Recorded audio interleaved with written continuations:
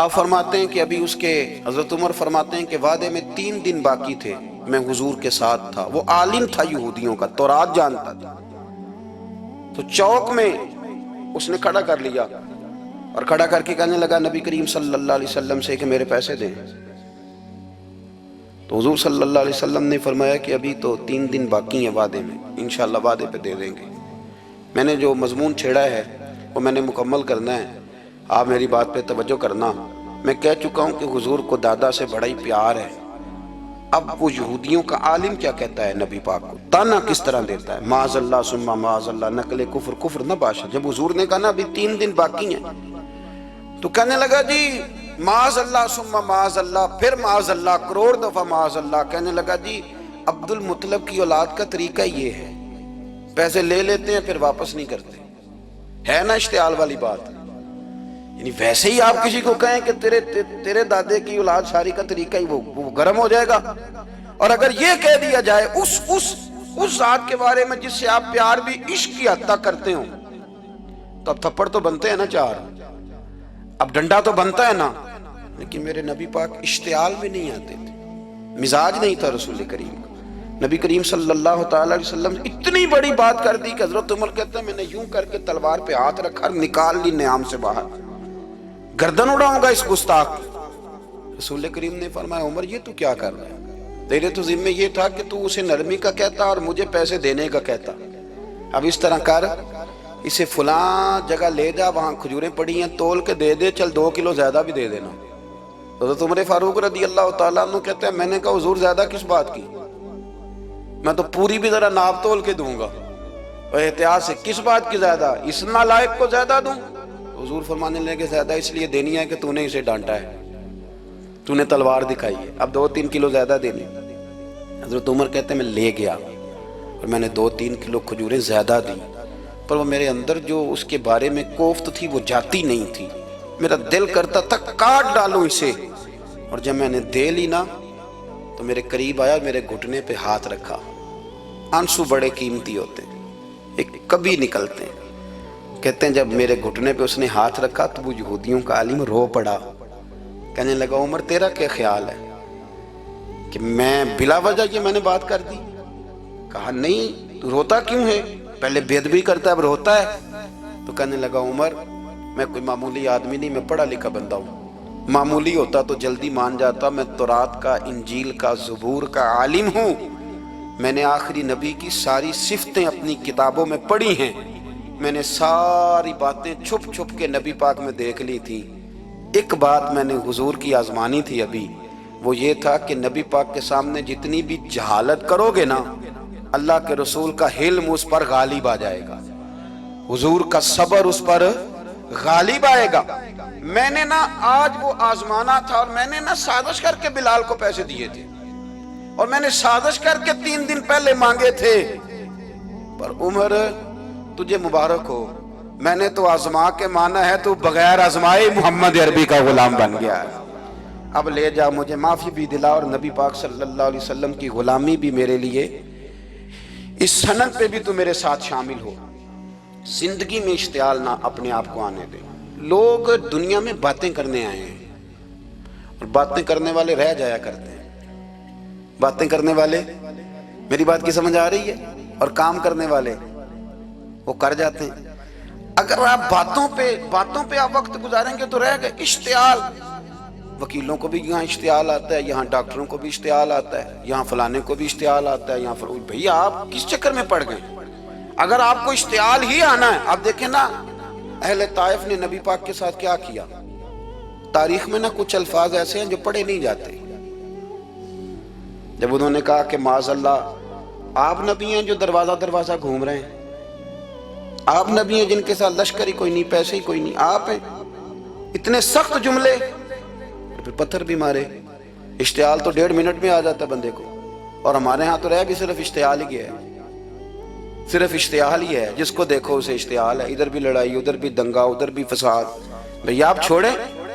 رسول کریم علیہ السلام کو حضرت زید بن حارثہ نے کہا حضور دعا کریں یہ تباہ ہو جائے، نبی پاک نے فرمایا، لفظ حدیث کے فرمایا لم ابعث لعانا، فرمایا میں کو تانے دینے والا بن کے آیا ہوں؟ میں وہ ہوں جو تانا زنی کروں گا، بد دعا دوں گا انہیں؟ فرمایا انما بعثت ہادیا و رحمہ، فرمایا میں تو رحمت بن کے آیا ہوں اور لوگوں کو ہدایت کا راستہ دکھانے کے لیے آیا ہوں۔ زندگی میں کبھی بھی اشتہار، ایک بات اور کرنی ہے آپ سے، اس پر بھی آپ نے خاص توجہ کرنی ہے، جو ہمارے لیے سرکار کی محتاجی میں سے خیرات ہم نے لینی ہے، وہ یہ ہے کہ نبی پاک صلی اللہ علیہ وسلم کو نا قرآن مجید نے حریص کہا۔ اللہ اکبر، یہاں شاید آپ مجھے کہہ دیں تو میں ناراض ہو جاؤں، لیکن قرآن نے کہا حریص علیکم بالمؤمنین رؤوف الرحیم۔ اللہ کرے کہ ہم قرآن کے الفاظ پر غور کریں۔ حریص علیکم، اے میرے محبوب کے غلاموں، نبی پاک صلی اللہ علیہ وسلم نا تم پر حریص ہیں، یعنی تمہاری بھلائی چاہنے میں جلدی کرتے ہیں، تمہاری بھلائی چاہنے میں۔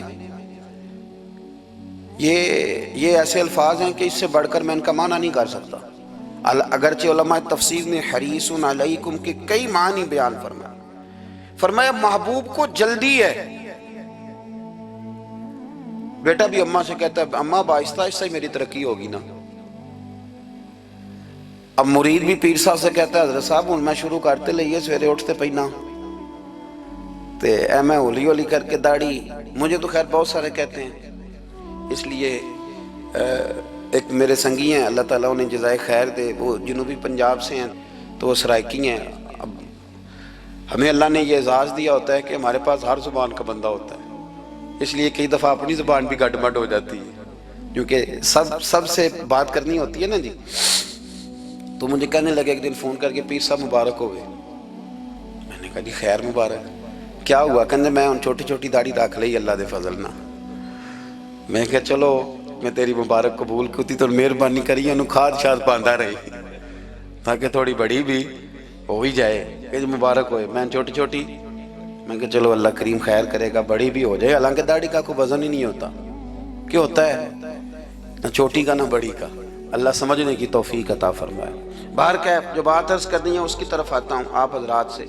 حریص علیکم، بھئی ہر بندہ کہتا ہے میں آہستہ آہستہ چلوں گا، لیکن نبی پاک صلی اللہ تعالیٰ علیہ وسلم نے شوق رکھتے میری امت کو جلدی سے خیر ملے، جلدی سے۔ آپ دیکھیں نا ہم نے نا اصل میں سنی تقریریں، سنانے والوں نے سنا دیں، بس وہ ٹھیک ہے ایک نظام ہے، لیکن کبھی کبھی نا ہم الجھ جاتے ہیں، اڑ جاتے ہیں کہ یار ایسے بھی ہوتا ہے۔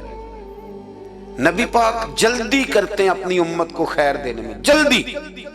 حضرت ابو ہریرہ نے حافظہ مانگا تو فٹافٹ دیا حضور۔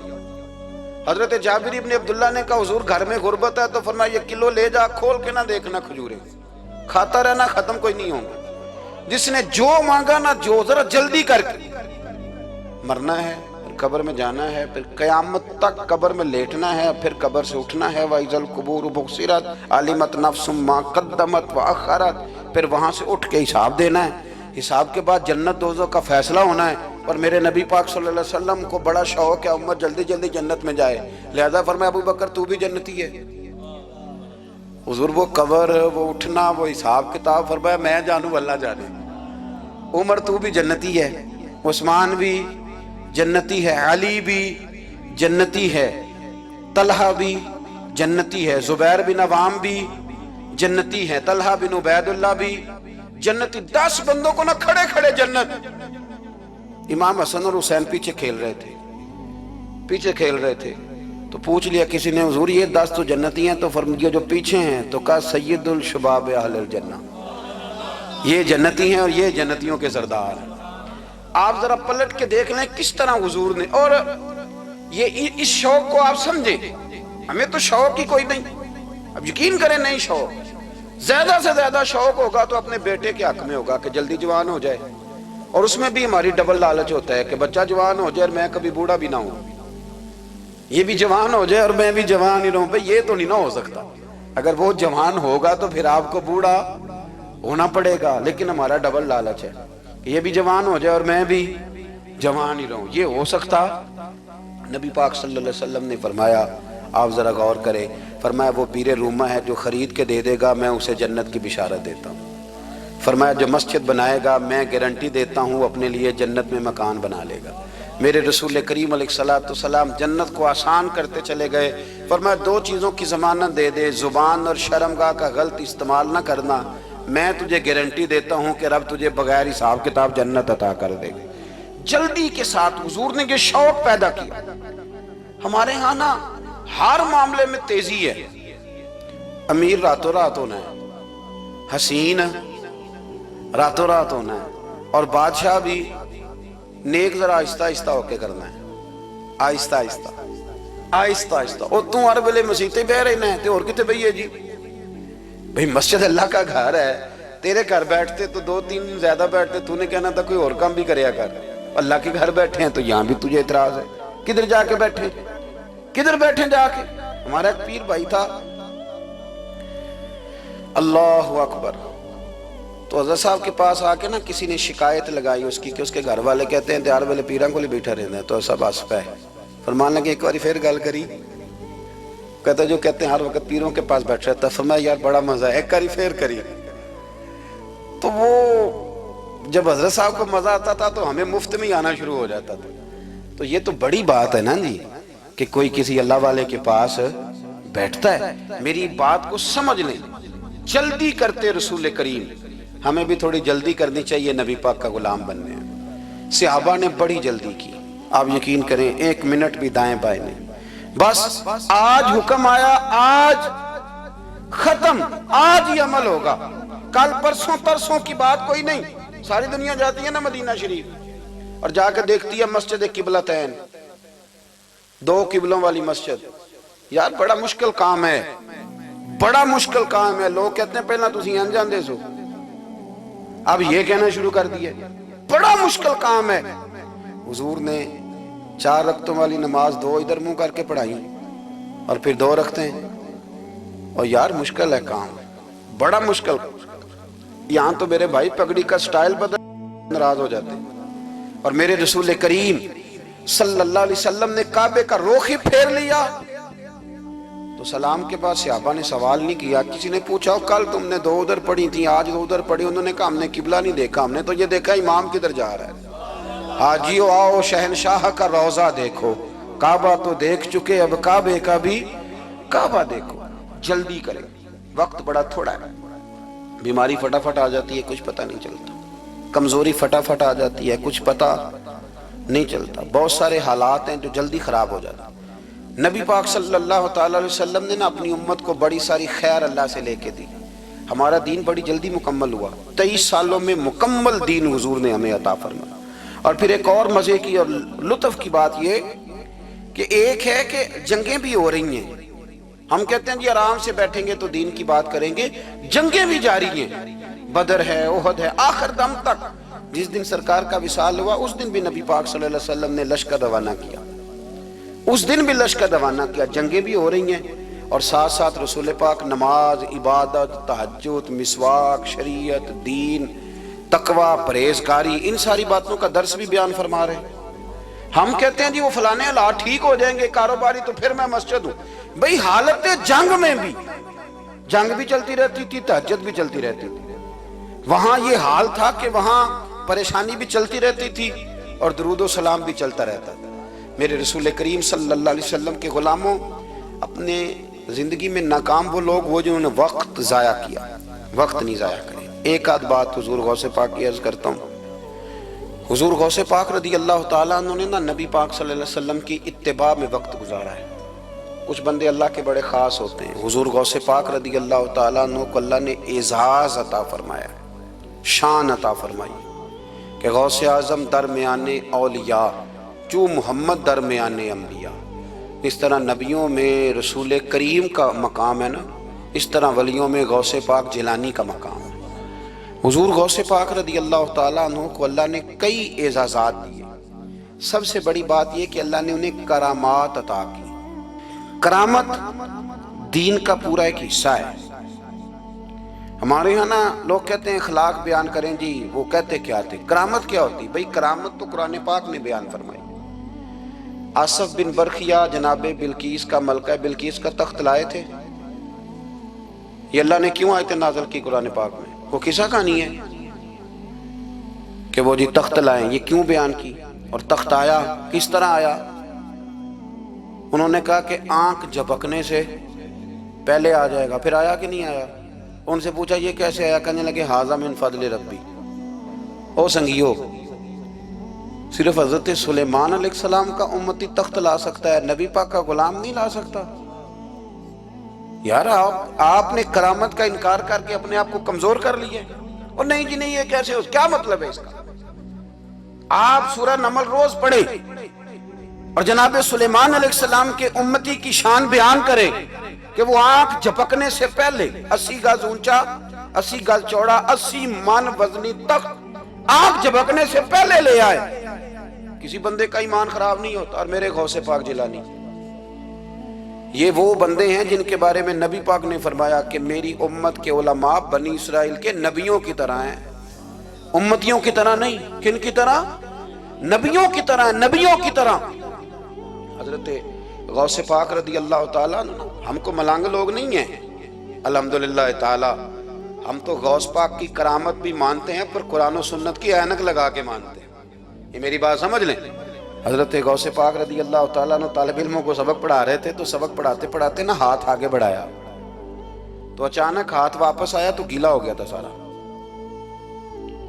تو شاگرد بھی بڑے سیانے ہوتے ہیں، انہوں نے سبق چھوڑ دیا، استاد جی کے گیلے بازو کو دیکھنا شروع کیا۔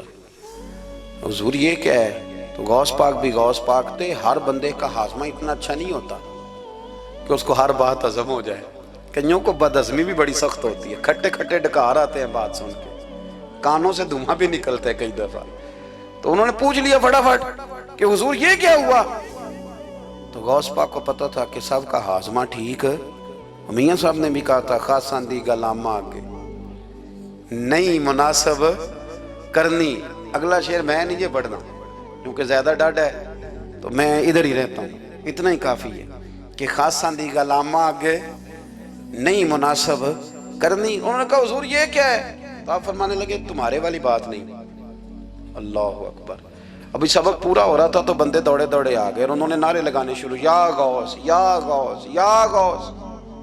لوگ کہتے ہیں غوث پاک سے ملتا نہیں، میں کہ ٹھیک ہے انہوں نہیں نہ ملیا، جنہوں ملیا اس تے رولا پانا نہ بڑا ملیا ہے بڑا ملیا ہے بڑا ملیا، اپنا اپنا معاملہ نا۔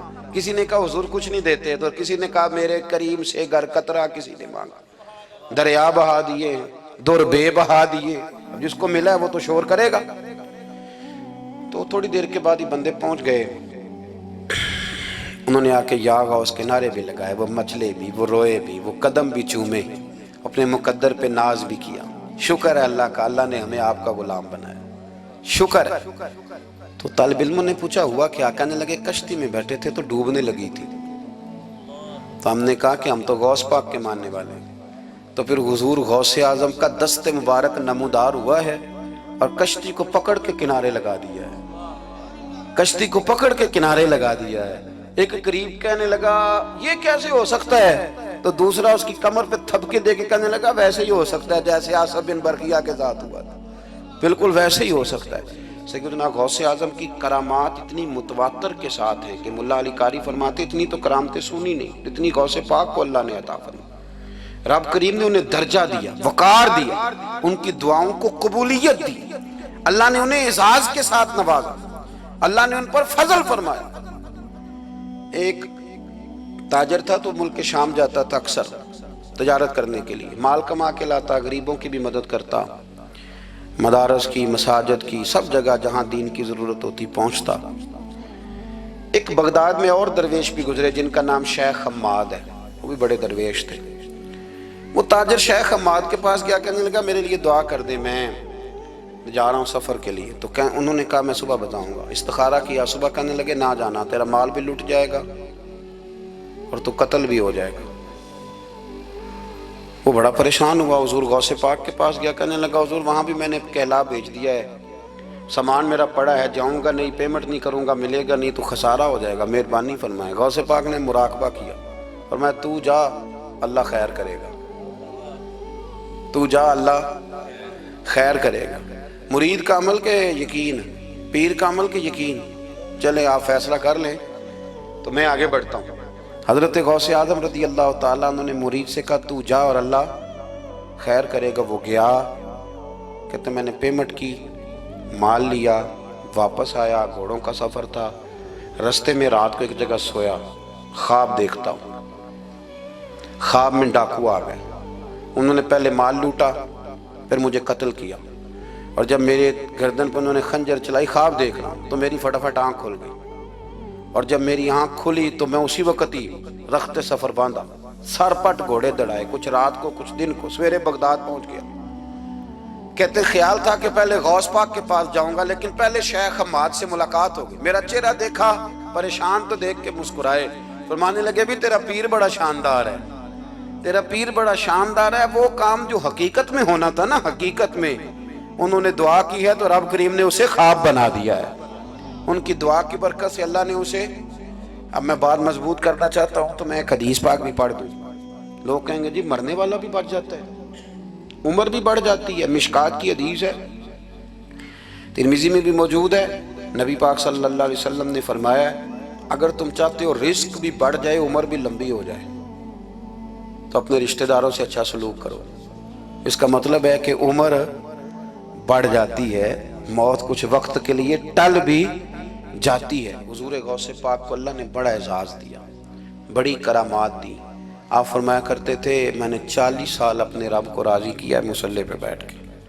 تو میرے مالک نے پھر پوچھا ہے کہ عبدالقادر کچھ مانگ لے، کوئی بات کر لے، تو سیدنا غوث اعظم رضی اللہ تعالیٰ عنہ فرماتے ہیں کہ میں نے پھر اپنے رب کریم کی بارگاہ میں عرض کیا مالک جو قیامت تک مجھ سے محبت کرے، فضل کرنا اسے بغیر توبہ کے موت نہ دینا۔ تو میرے رب نے میری اس دعا کو شرف قبولیت عطا فرمایا کہ جو مجھ سے پیار کرے گا، میرا نام لے گا، وہ بغیر توبہ کے نہیں مرے گا۔ جنات بھی آپ کی بارگاہ میں حاضر ہوتے، آپ کو شیخ بحر و بر کہا جاتا ہے۔ جب آپ نے منبر پر بیٹھ کر یہ اعلان فرمایا نا کہ میرا یہ قدم ہر ولی کی گردن پر ہے، تو خراسان کے جنگلوں میں معین الملت والدین عطائے رسول ہند الولی خواجہ معین الدین اجمیری موجود تھے، تو وہاں اعلان کرنے لگے، کہنے لگے غوث پاک صرف گردن پہ کیوں، آپ میری آنکھوں پہ بھی قدم رکھیں، میرے سر پہ بھی قدم رکھیں۔ اللہ نے ان اولیاء کو بڑا اعزاز دیا، انہیں اللہ نے بڑی شان دی۔ اپنی نسبت اللہ کے بندوں سے مضبوط رکھیں۔ ضروری نہیں کہ آپ کسی جگہ مرید ہی ہوں گے تو آپ کی نسبت مضبوط ہوگی، آپ خواجہ معین الدین سے پیار کریں، آپ حضرت بہاؤالحق نقشبند بخاری سے پیار کریں، داتا علی اجویری سے پیار کریں، آپ غوث پاک جیلانی سے، آپ اللہ کے نیک بندوں سے محبت کریں، ان کا تذکرہ سنیں۔ اب تو پوری مہم چلی ہوئی ہے اللہ کے بندوں کے خلاف، لوگوں نے ایسا وار چلایا کہ بس جی کچھ بھی نہیں جی آپ چھوڑیں، آپ ڈائریکٹ کتاب و سنت کو پڑھیں، کوئی بھی نہیں جی، کوئی ولی نہیں، تو پھر وہ جو اتنی آیتیں وہ حدیثیں وہ سارا کچھ، اس کا مطلب ہے امت میں ولی ہوتے ہی نہیں۔ تو الا ان اولیاء اللہ لا خوف علیہم ولا هم یحزنون کا کیا معنی ہے، اس کا کیا مطلب؟ آپ نے تو ملیاں میٹ کر دیا، سارا پوری مہم چلی اللہ کے بندوں سے پیار کریں۔ اور میرے نبی پاک صلی اللہ علیہ وسلم نے فرمایا جو جس سے پیار کرے گا قیامت کے دن اسی کے ساتھ اٹھایا جائے گا۔ اور حضرت ابو ذر غفاری نے عرض کیا تھا یا رسول اللہ اگر وہ ان جیسے عمل نہ بھی کرے تو فرمایا اللہ بڑا کریم ہے، ایمان کی سلامتی سے جائے اللہ ان کے ساتھ ہی کھڑا فرما دے گا۔ حضرت محدث اعظم پاکستان مولانا سردار احمد صاحب رحمۃ اللہ علیہ بڑے مصروف آدمی تھے، پر بڑھاپے کے عالم میں بھی نا شیخ الحدیث تھے، شاید اتنے کسی کے شاگرد دنیا میں ہوں جتنے حضرت کے تھے۔ ہر جمعرات کو فیصل آباد سے لاہور آتے تھے داتا صاحب کے مزار پہ حاضری دے، ہر جمعرات۔ یہ چند دن پہلے ہمارے ایک بزرگ افریقہ سے آئے ہوئے تھے، افریقہ سے، تو پوچھا حضرت جی خیریت سے آنا ہوا؟ تو کہنے لگے پہلا مقصد تو داتا صاحب کے مزار پہ حاضری دینا اور باقی اس کے بعد۔ تو ہر جمعرات کو حضرت محدث اعظم رحمۃ اللہ علیہ آتے تھے، ہر جمعرات۔ ایک مولوی صاحب نے ایک دفعہ شوشہ چھوڑ دیا لاہور میں کہ داتا صاحب کی قبر تو قلعے میں ہے، لوگ شوشہ چھوڑتے رہتے ہیں نا کہ چلو کسی طریقے سے بندے ہٹائے جائیں، پر جن کی محبت اللہ دلوں میں پیدا کرے وہاں سے کیسے ہٹایا جائے؟ وہ جی ادھر قبر ہی نہیں، وہ تو قلعے میں ہے۔ وہ تجھے کون بتا گیا؟ کہتا جی میں نے ایک روایت پڑھی، فلانے بندے نے لکھا ہے، چلو جی الجھاؤ بن گیا۔ ہمارے ہاں جو انوکھی بات کر دے اس پہ بحث بھی شروع ہو جاتی، بڑی لہد ہوئی، بڑا کچھ ہوا۔ سید ابو البرکات شاہ صاحب ایک بہت بڑے عالم گزرے ہیں، داتا صاحب کے مزار سے تھوڑا سا آپ آگے بڑھیں تو حزب الاناف بہت بڑا مدرسہ ہے، اس کے وہ شیخ الحدیث تھے، اعلیٰ حضرت کے خلیفہ تھے، سید تھے۔ حضرت مولانا سردار احمد صاحب اسپیشل فیصل آباد سے آئے، سید صاحب کو وہاں سے ساتھ لیا، داتا صاحب کی مسجد کا سپیکر کھولا اور کھول کے فرمانے لگے جس بندے کو شک ہے نا کہ داتا صاحب یہاں موجود نہیں، قلعے میں ہیں، وہ آ جائے، میں داتا صاحب کو آواز دوں گا، داتا صاحب قبر سے بول کے کہیں گے میں اندر ہی ہوں، آ جائے، میں آواز دے۔ بات ویسے کافی بڑی ہے، آپ کے اگر ذوق اس پر توجہ دے تو داتا صاحب اندر سے بولیں گے اور کہیں گے کہ نہیں میں یہی ہوں۔ وہ سید صاحب کہتے ہیں کہ مینوں تساں ایک کار تے نہیں دسی یہ گل، ساتھ ہی لے آئے ہو، وہ گھر میں بھی بتانا تھا۔ اور کہتے ہیں جبہ کھینچ کے نا محدث اعظم کا، کہنے لگے مولانا آپ نے بڑا دعویٰ کر دیا ہے، بڑا دعویٰ کر دیا آپ کہ داتا صاحب اندر سے بولتے، بڑا دعویٰ ہے۔ مولانا سردار احمد صاحب فرمانے لگے سید صاحب اپنی مرضی سے نہیں کیا، داتا صاحب سے پوچھ کے کیا ہے، داتا صاحب نے مجھے کہا ہے تو آواز دینا اور میں اندر سے بول پڑوں گا۔ فرمایا میں کل شام تک ادھر بیٹھا ہوں، جس کا دل کرے وہ آئے، میں انشاءاللہ تعالی آواز دوں گا اور علی بن عثمان حجویری قبر کے اندر سے بولیں گے۔ لیکن چونکہ پیچھے کرم تھا نا، لہذا آیا کوئی بھی نہیں، پہنچا کوئی بندہ۔ تو یاد رکھیں اللہ کے بندوں سے پیار کریں۔ تنقید والے بندے ساری زندگی بیچارے اسی کھاتے میں رہے، کچھ نہیں بن سکا، خود بھی بے سرور رہے، دوسروں کو بھی بے سواد کیا۔ اپنے آپ کو مزیدار کریں۔ دو باتیں میں نے سیرت کی عرض کی ہیں، ایک تو اشتعال انگیزی سے بچیں زندگی میں، کبھی بھی کوئی کتنا مرضی لوگ اشتعال تو دلائیں گے، اشتعال میں نہ آئیں۔ اور دوسری بات یہ کہ جلدی کریں دین پر عمل کرنے میں، لیٹ نہ کریں، سرکار نے جلدی فرمائی ہمیں دین دینے میں۔ اور پھر ایک بات میں نے آپ کی خدمت میں یہ عرض کی ہے کہ اللہ کے ولیوں سے پیار کریں، اللہ ہمیں سمجھنے کی توفیق عطا فرمائے۔